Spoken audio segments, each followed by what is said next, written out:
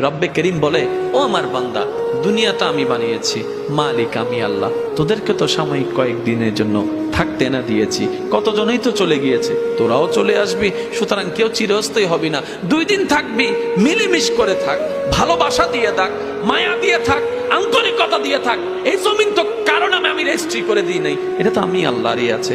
তোরা 2 দিনের মেহমান, মেহমানের মতো যা, মেহমানের মতো থাক, মেহমানের মতো বিদায় নিয়ে চলে আয়। কোনো ঝগড়া ফাসাদ করিস না, কারণ আমি আল্লাহ ঝগড়াকে পছন্দ করি না, ফাসাদকে পছন্দ করি না, অশান্তিকে পছন্দ করি না, বদনামকে পছন্দ করি না, অহংকারকে পছন্দ করি না, গীবতকে পছন্দ করি না, কারো নামকে বদনাম করা পছন্দ করি না, কাউকে টেনে নামানো পছন্দ করি না, কারো নামে বদনাম রটানো আমি পছন্দ করি না, কাউকে আঘাত দেওয়া পছন্দ করি না।